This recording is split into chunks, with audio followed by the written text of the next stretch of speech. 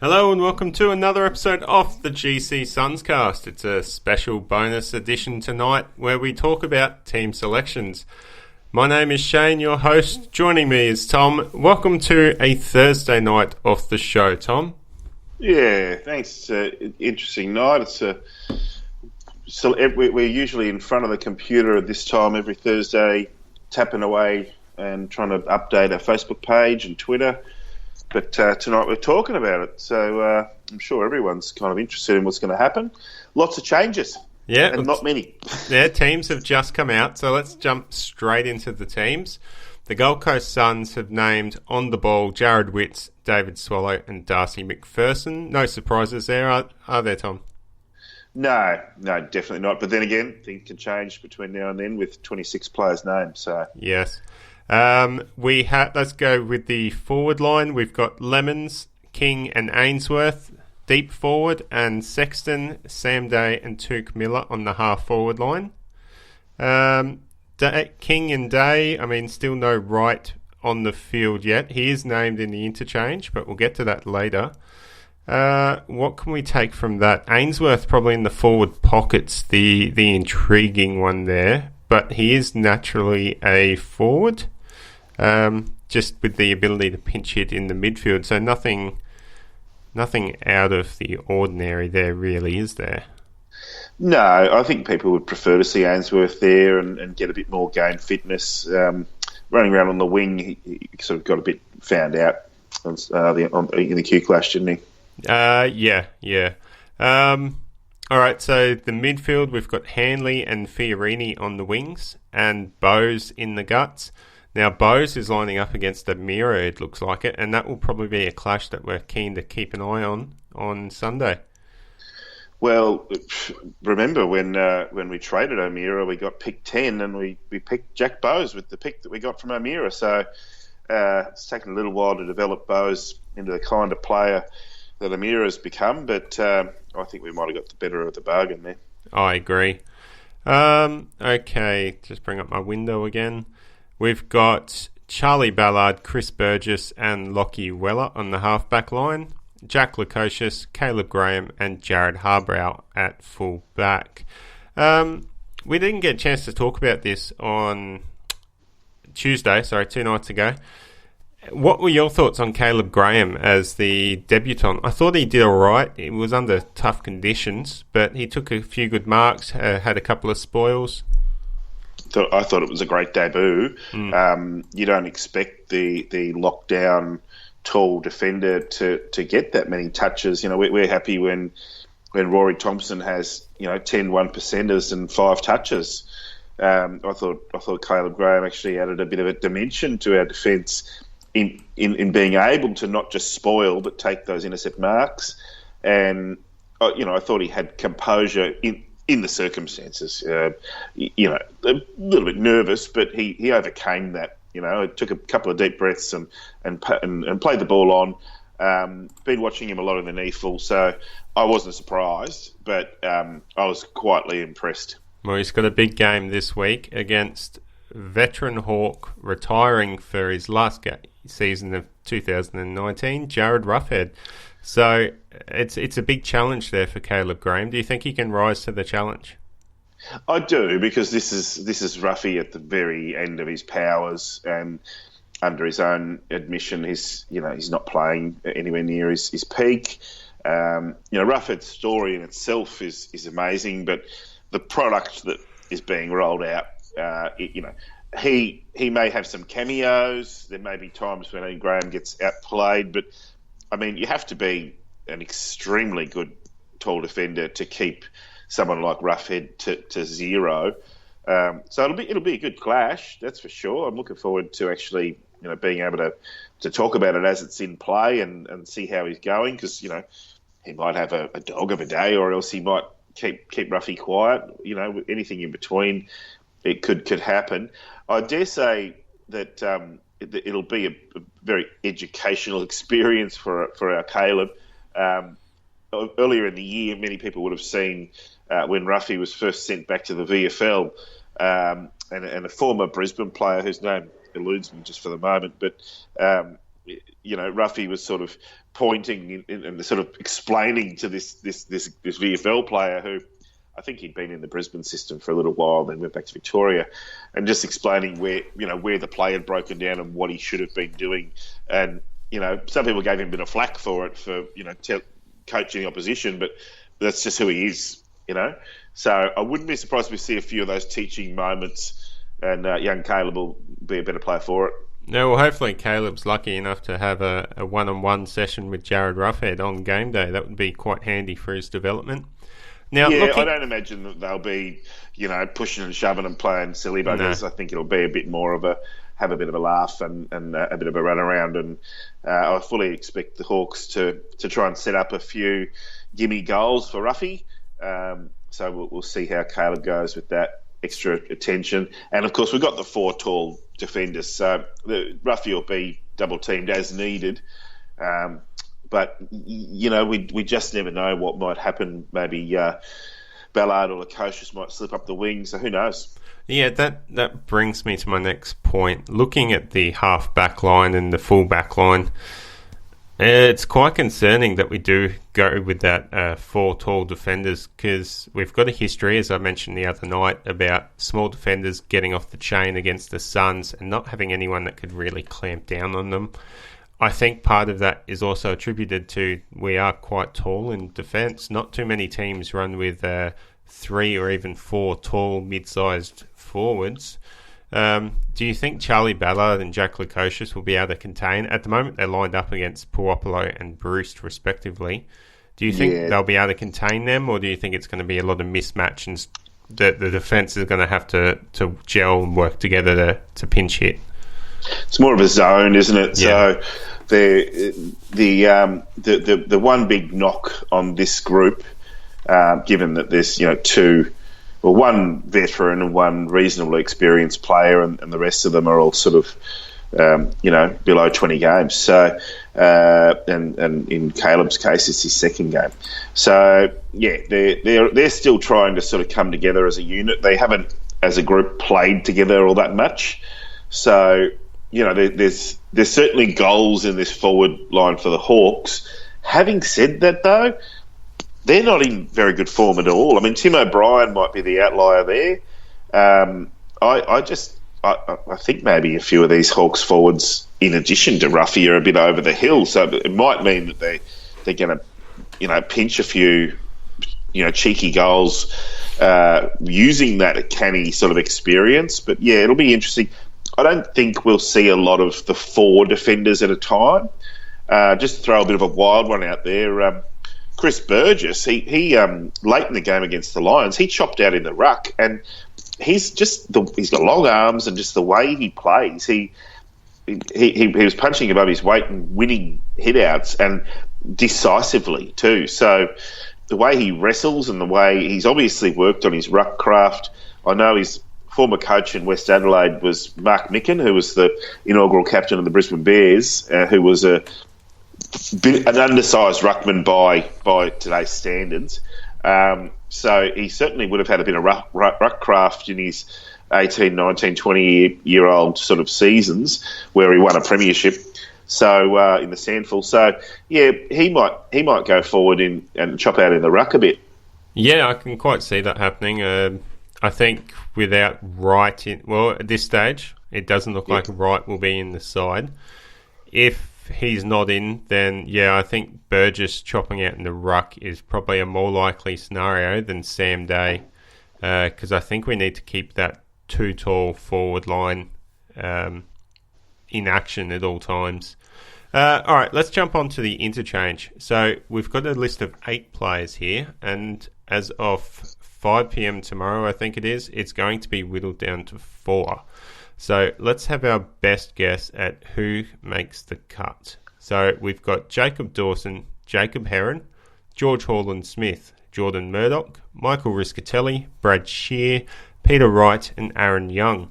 So there's quite a selection there. As you mentioned to me briefly off air, there's a good mix of the young and the old on that list. Now, it's going to be interesting as to which ones make the cut. I'd have to say I think Dawson and Heron would probably be a bit stiff to be cut at this stage of the year, considering where the Suns are at and what's to be gained from the last two games. I'd probably say they're given the benefit of the doubt and given an extended run. What do you think on that? Yeah, and I think they're playing for their future, those two. So I very much believe they'll be retained in the Suns because they are rookies and they've got that extra year.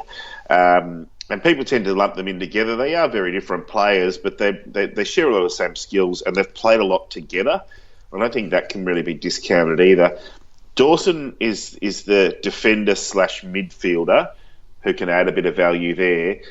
And Heron can sort of play all over the place, but he's definitely not an inside midfielder, although he does sort of pop up in the NEFL in that role if we're super short, which we let's face it, we are quite frequently. I don't know if I agree with you, though, because the Hawks are an older, slower team. So they do have some pace in certain areas, but I think you could get away with George Holland-Smith running through the centre, and certainly Jordan Murdoch is no slouch as far as pace is concerned. So if you took out the two Jacobs and put two players like that in, you're not losing speed, and you're sort of adding a bit more as far as a midfielder is concerned. And I really like George Holland-Smith in the forward line. He seems to know where to be, and he can take a decent mark. So he's not a bad shot at goal either. So, yeah, if we're just purely asking about Dawson and Heron on merit, yeah, give them, there's nothing to lose. Give them a go. If it was the choice between them and maybe another couple of players to blood, I'd probably say, bring in the new guys, but they haven't. They've named 5 players on the extended bench who at least have more experience than the two Jacobs. Okay, that's an interesting take. I do think George Holland-Smith and Murdoch are vying for one of those last two positions if we're going to say Dawson and Heron take 2 of them. Yep. I think it's more of a question whether the Suns decides that they've already got someone in the side that can replace Miles. I mean, you could say Tuke Miller could jump into that role. Maybe Dawson could move from being a small defender to being a midfield bull. And that would sort of eliminate the need to have Holland-Smith in the side, allowing us to run with a bit more pace by bringing in Jordan Murdoch. So I would probably lean towards that scenario. Yeah, I'm going to completely disagree with you on that one, Shane. Yep. I'm going to completely disagree, and I'll say this: look at the score worm from the weekend, and when it starts going south really quickly, is when Anthony Miles goes off injured. So it's the same group of guys, and without Miles, they conceded 14 goals straight, and it was all over. So I believe if Dawson was that player, they would have chucked him in there and put someone else on Charlie Cameron. So, Dawson. I don't believe Dawson. There's the knock on him because he let his opponent out. I mean, the guy's a superstar, Charlie Cameron. So Dawson got a bit of a lesson on it, but he never stopped all night. He didn't let it get him down. He played well, and he should keep his spot on based on his previous game. But based on the needs of what we have here, can we trust Riccitelli to play through the guts, or is that beyond him? There's a player on the extended bench who seems to me to be the inside bull that you would go with, and based on the weekend's game, he was equal best player with Jack Martin, and that's Brad Shear.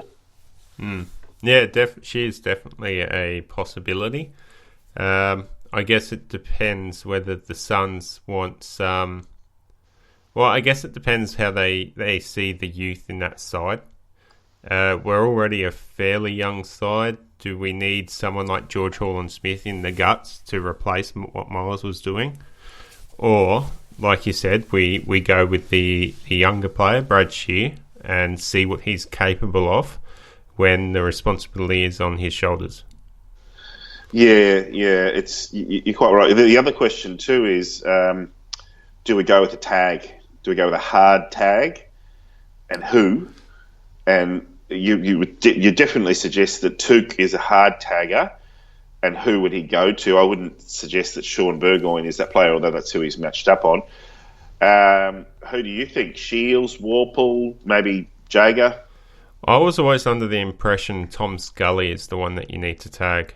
And Fiorini's named on him, and Fiorini's done a decent job at sort of a quarter-by-quarter tag this year. When he goes for I feel when he's on a player on a hard tag the whole game, his own game suffers. So, yeah, you could be right about Scully being the guy, but is Fiorini there for that reason, or is Touk a better option? They are named next to each other, so yeah, and part of that will just fall to the sides picking their teams and trying to shuffle everyone into certain positions, not necessarily who they're matching up on. That's right. That sort of stuff will happen on game day. That's when we'll see all that happening. All right, so the last couple of players on the interchange list to choose from is Peter Wright and Aaron Young. So Aaron Young would be celebrating his 100th AFL game if he was selected. So that's a bit of a milestone. As for Peter Wright, well, I'm just not sure he makes the cut. He wasn't a standout player in the NEAFL game last week. Come on, he got 19 touches as a 50% ruckman. But how many goals did he score, Tom? He wasn't lined up in the forward line very much at all. He was running up and down the ground. So was he a defensive ruckman? Not or was so he much just defensive. a follower? He played more than half. Tom Nichols spent more time in the forward line than Wright. It was real surprising because you kind of figured that, you know, in a reserves game, Wright is such an imposing figure in the forward line, but the Suns were going for goal through the smalls and not. I mean, you know, the goals dried up in the second half, which is when you might have wanted Wright to sort of be standing up. He didn't have a terrible game by any stretch. I think I've thought this since last year. I've thought for a long time. The Suns coaches don't see him in the Ben King role, and now Ben King's taken that role. They don't see Wright as that full forward. They see him as a ruck forward. And if our game plan is going to be to have Witts lead for, 80% of the game, in the ruck, and have Wright be able to shoulder that 20% game time in the ruck, which is, quite tiring, as well as his long running kind of up the wings, that kind of thing. If he can master that game, I think that's what they want for him. So playing him in the NEAFL, he gets pissed off when he has to play NEAFL, and he knocks guys around, and he has his 20-odd hit-outs and shows that he can do it, and then he comes back into the team. So I don't know if he gets named back in the team this week. Certainly they could, run him in the NEAFL. Earlier in the year, they ran Wright in the NEAFL as a ruckman and gave Tom Nichols the week off. So it does show you that they're trying to give him ruck exposure and ruck craft. So, yeah, I don't know. But, yeah, I'm going to say that he had a particular role against the Lions, and it looks to me like he's executed that role, and it wasn't to kick goals. All right. Okay, well, why don't we both have a guess at who we think the final four players on the interchange will be, and then we'll move on to talk some NEAFL news. So you go first, Tom. All right, so I'm going to clean out the bench. I don't particularly have anything against the players you clean out. It's just you've got to name someone, and I think Risha, Heron, and Dawson, what they brought in the last couple of weeks can be adequately replaced by Jordan Murdoch, Brad Shear, and Aaron Young. So that leaves the final place. And as I said, we need a bull in the midfield. And I don't know if Shear can necessarily pull that off on his own. He has shown that he can play on a big midfielder like Dusty Martin and keep him quiet. So rather than bring in Wright or Young, I'm thinking Holland Smith. But, I'll probably change my mind tomorrow. What do you reckon? All right. I think looking at our on-field 18, Our midfield is the clear struggling point. So we probably need at least 2 midfielders sitting on the bench.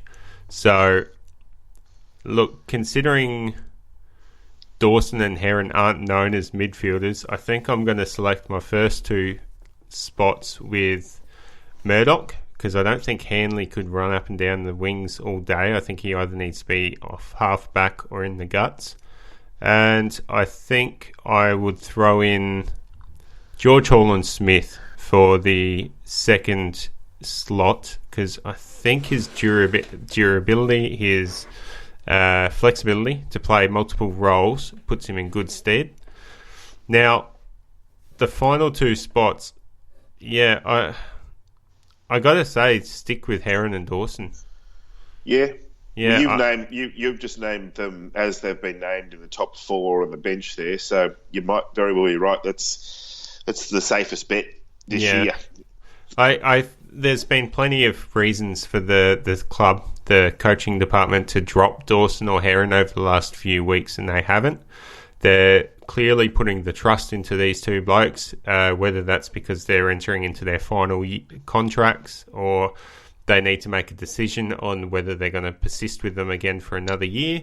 I'm not 100% sure, but it seems like there's something going on there where they're giving these blokes a chance to play for their careers.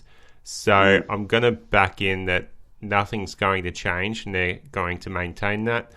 And Holland-Smith and Murdoch will come in for Miles and Riscatelli.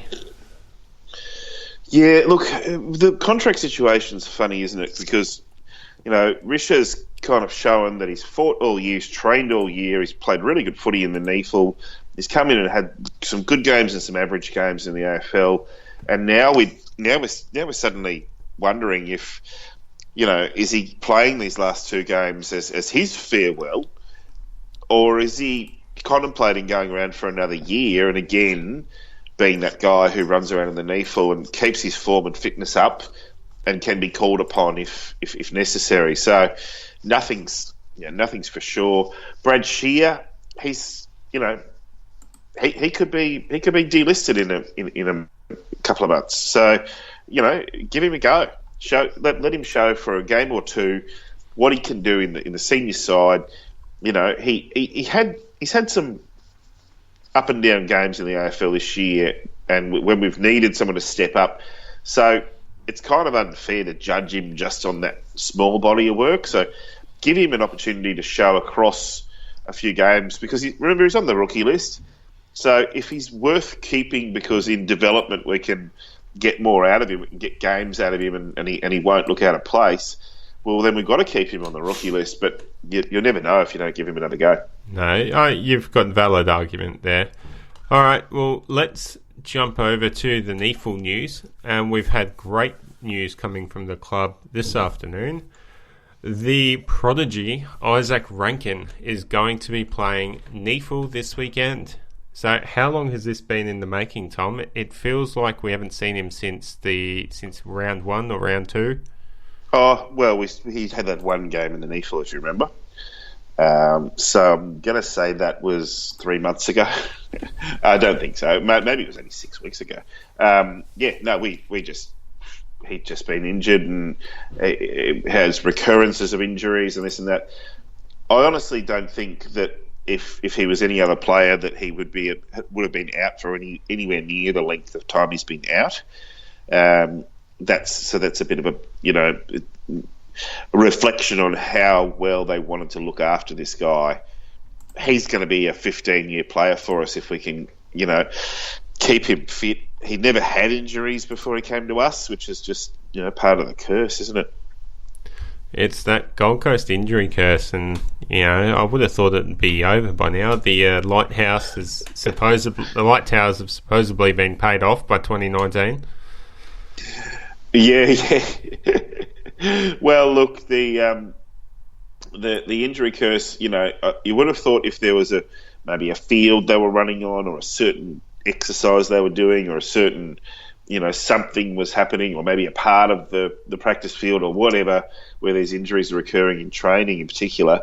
But No, I think he's in good hands, and I just if someone twinges a hammy, you don't send them out 2 weeks later and risk that they'll do a worse tear. So there was that, and then the hip thing just sort of came out of playing at a higher level, I think, because he was perfectly fit and ready to go in the NEAFL, and then he's had a 6-week hip injury to come out of that game, but he played the game out. So yeah, I really don't know. I don't think that he's just this injury-prone guy who's suddenly just getting one injury after the other. I think they're just being super-duper cautious with somebody who is going to be a superstar. Yeah, I really can't wait to watch him play, and I'm definitely going to be tuning into that NEAFL game, happening at 12 p.m. on Saturday, I believe, down in Sydney, so you can catch it on the YouTube channel. And just tune in and watch Isaac Rankin just tear it up, hopefully. Although he's probably going to be on limited minutes, won't he? Probably at a quarter or half a game.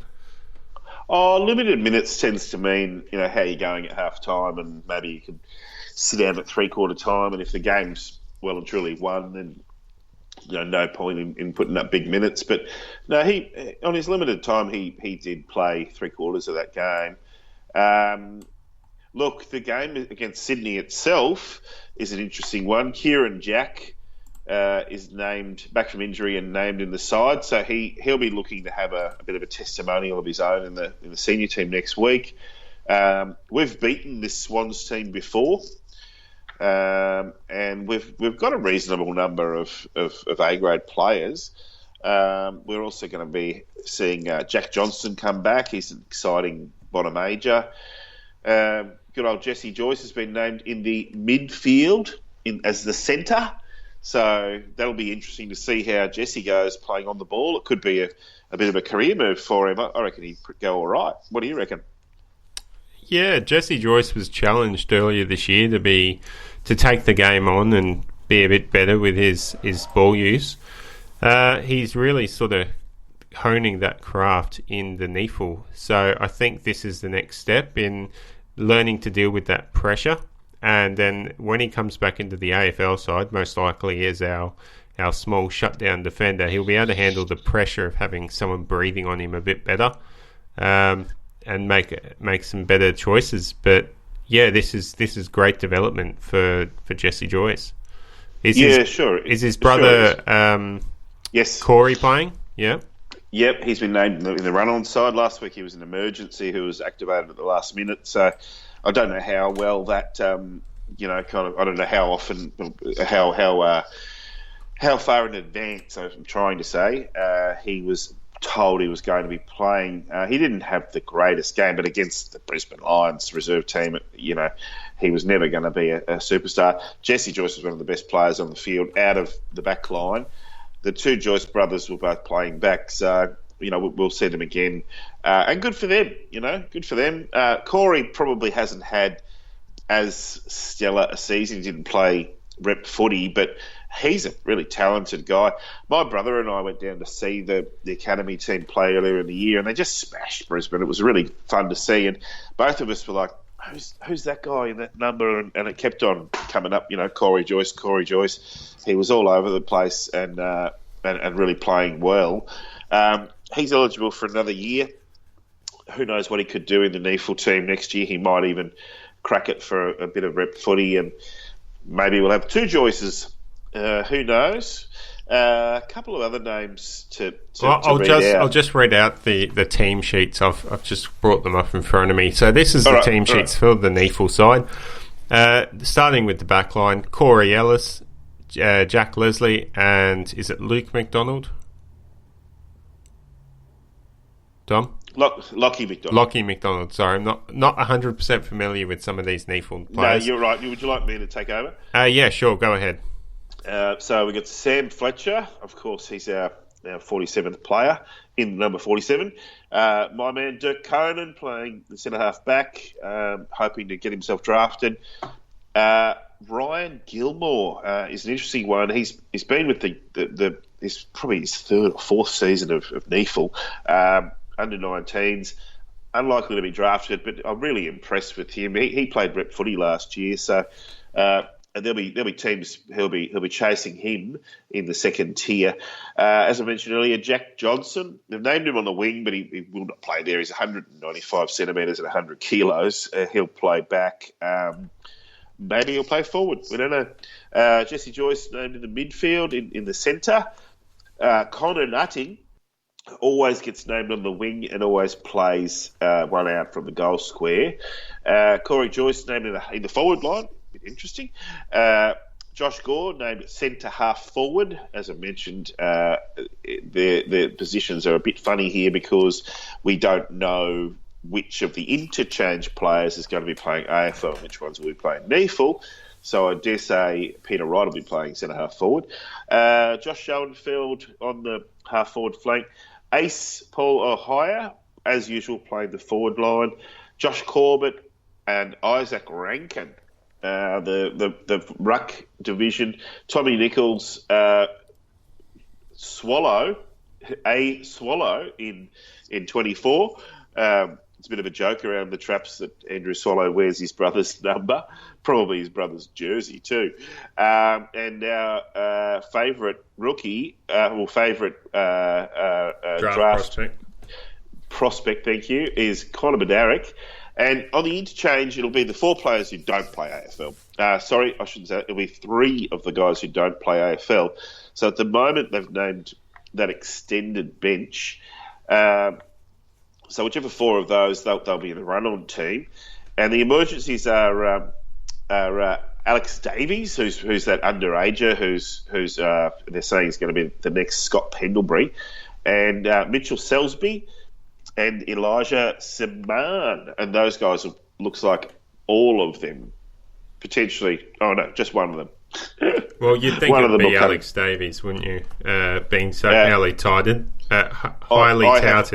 They'll try and get some game time into him. I've only correctly picked that one time this year. Have you? Which emergency will go? Yep, I have no idea. All right, well, that rounds out the NEAFL talk as well. We've only got one thing to really discuss. Well, actually, a couple of things. First of all, we didn't talk about Jack Martin when we were talking about the AFL side. So, Jack Martin, Stuart Dew said in his post-match press conference on the weekend, Jack Martin is likely to come in. After such a great game, he hasn't come into the side. Now, is that an injury issue, Tom, or do we think there's something deeper there with the contracts? I know you do, so I'm going to come out and say I did see Jack get knocked around a fair bit in that final part of the game, and when I read Michael Whiting from Gold Coast Bulletin Courier Mail say that he saw Jack running around the jogging around, and it didn't look like he was going to come good. So when you're jogging around at training at Thursday, you're not going to get named. But he isn't playing in either team, so I don't think it's Jack, picking up his bat and ball and saying I want to go home. I kind of believe this one, but stranger things have happened. Yeah, they have, and I guess from my point of view, a player whose contract ends on the 31st of October, so that's about 6 weeks away, isn't it? September. It's a bit longer than that, 10 weeks. A player whose contract ends 31st of October still hasn't re-signed. Not looking good. There was an article I read today that they had declared that contract talks have been put on hold till the end of the season. Well, that's 3 weeks. So it is. But supposedly these contract talks were in discussion after the bye, and now they've just been kept delayed and delayed and delayed. It doesn't look good. So it doesn't. But look, the what's come out of the murmurs that have come out of all of these guys who've had contracts in front of them, and it's their second or third contract. None of them had liked the number that's in front of them because, of course, it's less than it was. And we can say this about this because we know for a fact Sam Day said he knocked back the first offer. But I don't think they went back to Sam Day with a greatly inflated offer. I think with Jack Martin... You think he's just holding out for a better deal? They probably had a few offers in front of him. A game of chicken. Okay, well, yeah, I can see that. I hold my cynicism still, and I don't think a player's not going to. History shows if a player comes out and says he's leaving to go to another club in the AFL, that's it. You're done. Clean out your locker. We don't want you here. That's what happened to Crows players when the Suns and the Giants came into the competition. That was different scenarios because those players are already out for the season injured.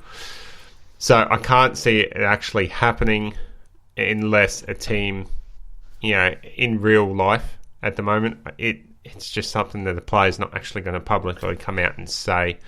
Melbourne did it, remember, a few years ago, and it was really bizarre because they did it at around this time of the year and they were in the finals. Like they were guaranteed that they'd had a really great start to the season and they were playing finals and they lost every game. They lost their games going into the finals, and then they went out in straight sets in the finals, and then they came back the next year and lost their first few games, and they had a really rubbish year. And it was when they'd named those 4 players who they weren't going to re-sign.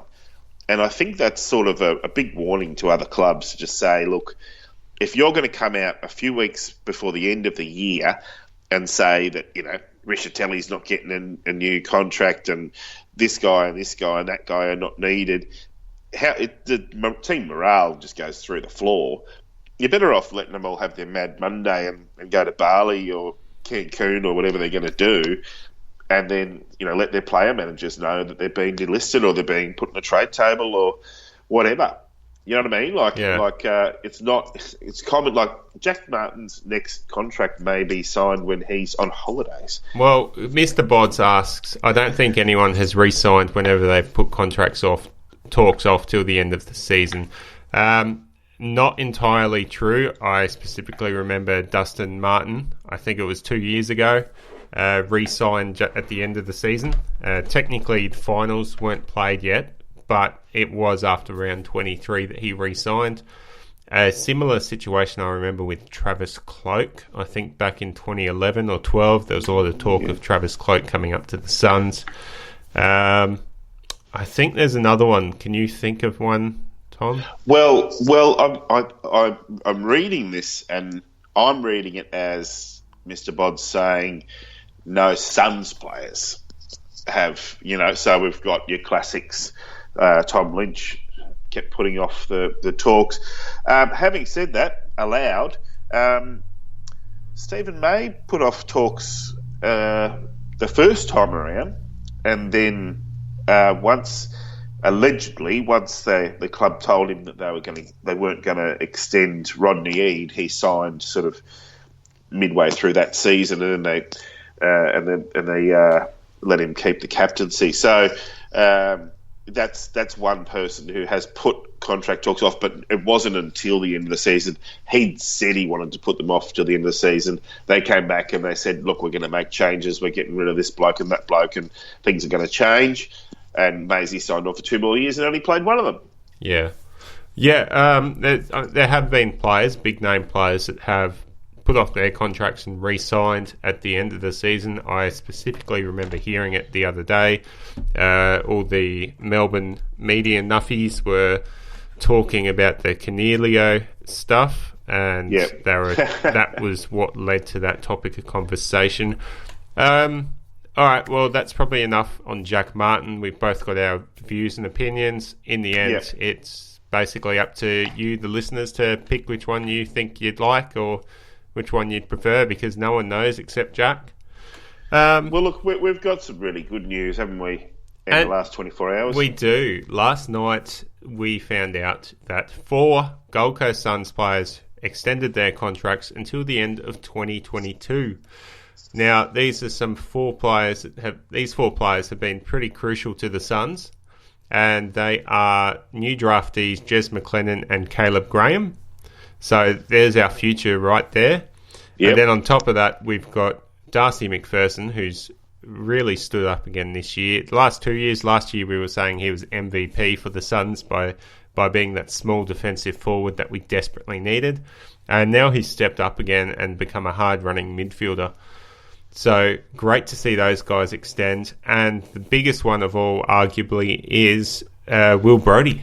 Now, a lot of chat earlier in the year about him packing up and leaving because he wasn't getting games. Well, he's obviously happy at the club. He signed on for another 2 years, and before he got injured, he put together about 6 good weeks of football there, didn't he? He did, and he was putting together some good footy in the NEAFL too, and getting flogged every week. So once that sort of turned around, he was able to have some match-winning efforts in the NEAFL. He looked really good and came in. I do feel sorry for Brodie and Caleb Graham that they haven't had any senior team success this year. I mean, it's too late for Will, but he's had it in the past. But wouldn't it just be great to see if Caleb Graham, if the Suns could get up for a young player like him, and I'd really love to see Connor Nutting get a chance in the final game of the year. If you're going to be blooding players, getting a chance to see them, guys like that. But fantastic. Those 4 guys needed to be re-signed. As you said, 2 of them extending their rookie contracts. Their initial draft contracts. Darcy McPherson, who got himself off the rookie list, so that's a really great achievement for him. Another milestone. I want to see him play up forward a bit more. I think he's great as that pressure forward. Not as convinced that the midfield's his home. And Jez McLennan, he was just like Connor Nutting last year. Jez McLennan was tracking for a senior selection, then he got injured last week in training. So bummer for him, but he'll be all the better for a second pre-season. And as you say, he's the future. He's that defender that we've drafted this highly, and we really need him to turn into that really aggressive defender who can lock down the small forwards. Yeah, absolutely. We've got a question from Jerry Stiller. What's happening with Archie? Any info on him? Unfortunately, at the moment, we don't have any news on Cal Archie, but if anyone that knows Cal Archie, any family members or anyone at the Suns wants to reach out to us and even just give us like a percentage number of how likely he is to re-sign, that would be something that we can go off. Yeah, his girlfriend Laura's a great person, and I wasn't game enough to have too big of a conversation with her. She was surrounded by all her gal pals. Yeah. I think potentially this putting off re-signing until the end of the year, we could be looking at Archie, Martin, King, and Luco, who Mr. Bonds has just written up. I was just going to mention them. They've all put off this re-signing, and so we, instead of this no Gold Coast Suns players who ever put their re-signing off until the end of the year have ever actually signed, well, we could have 4 of them. Yeah, or we could have 2 or 3. So yeah, and we've got 14 players that have re-signed to the Suns this year. Yeah, it's amazing. We're going to have plenty more re-sign over the next few years. So it's really good culture building that the club is doing. All right, Tom, well, that just about does us for this episode. It's been a great Thursday night. So we were going to go 15 minutes, weren't we? No, we were talking about maybe half hour, but the conversation has kept flowing. And just before we wrap up, again, remind everyone, we're doing a commentary on Sunday, 4:30 p.m, so tune in and watch the Hawks game, listen to us in your earbuds or put us on the laptop or something, and tune in, listen to our comments, interact with us, have a chat while you're watching the game. It should be fantastic. That just about does it. All right, well, thanks for listening, everyone, and go Suns. Yep, go Suns.